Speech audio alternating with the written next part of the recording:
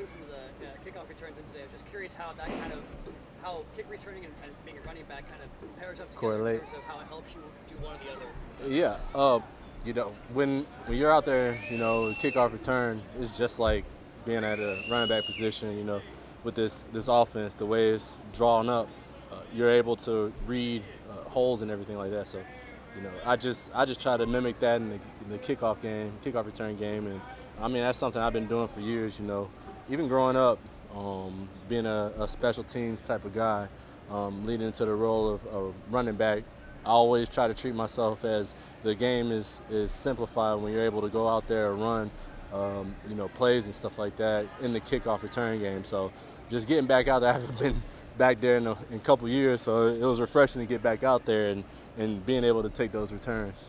Yeah. You're obviously excited, you're smiling. Yeah. How fun is it just to be out here, have the pads back on? I mean, what was today like for you? First off, let's just say today was hot. I usually don't sweat, so if you see a couple things of sweat coming down my face, that means that I was either working or it's extremely hot. But at the end of the day, you got to enjoy this weather. How can you not?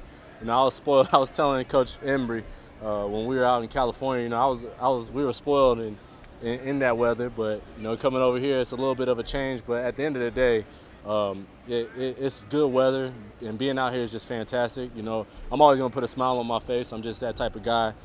Once you get to know me, I like to have fun, and I don't put the pressure on myself a lot, because when you start, if anything in life, when you start to put pressure on yourself, it tends to lead you into a direction where you're not comfortable and you're not being able to perform at the highest of levels that you want to or accomplish your goals. So I just come in the building. I'm thankful to be in the building and to go out here and play football like I've been doing some 20-some odd years. So You don't sweat, you said?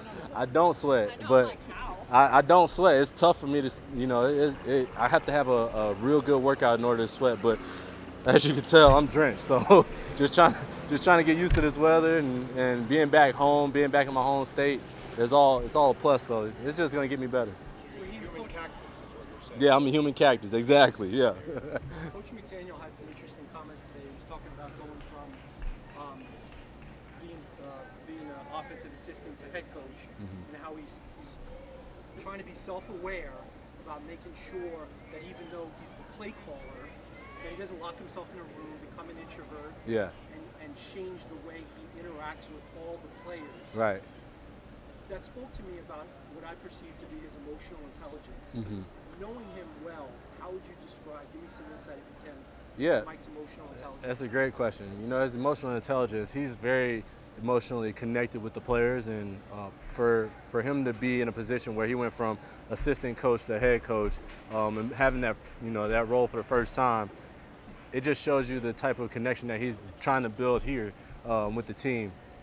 We all go out here and we put on and do whatever we got to do for ourselves, for our family, for the organization, and Mike instills that in us. He helps us with those attributes. So without that that emotional connection, the ties, you can't really sit here and say that somebody's going to be successful like the way Mike has thus far in his career. So it's only right that we keep that trend going. Everybody shows people the way they care about them in their own way. Mm-hmm.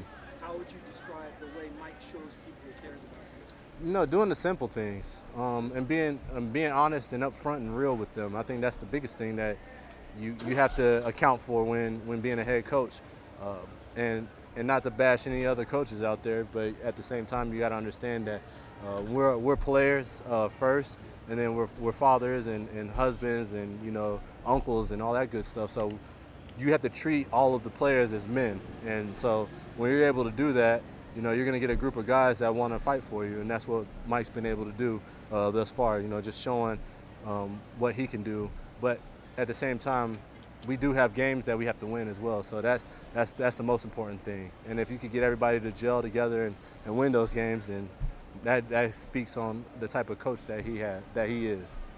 He talks a lot about how he wants players to be themselves. Mhm. Do you think he kind of leads by example in the way? Oh that he yeah. is very- Oh yeah, Mike's.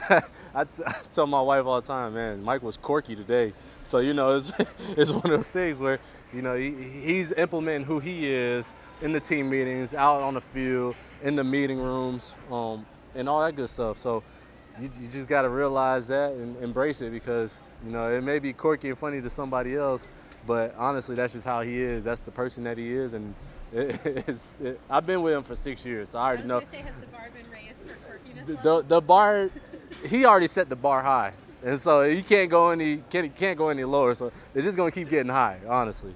But yeah, it's fun to see. What's an example of something he's done or said that made you say, Honestly, you just have to sit down and have, interviews. Yeah, when you talk to him about interviews, he says what he has to say and does what he does, but that's the type of person he is. I can't right off the bat give you an example, but I know that if you just go type in, Mike McDaniel interviews, you'll see a whole list on YouTube of all the good stuff and good content that he puts out there. So it's all fun, man. It's all good to see too.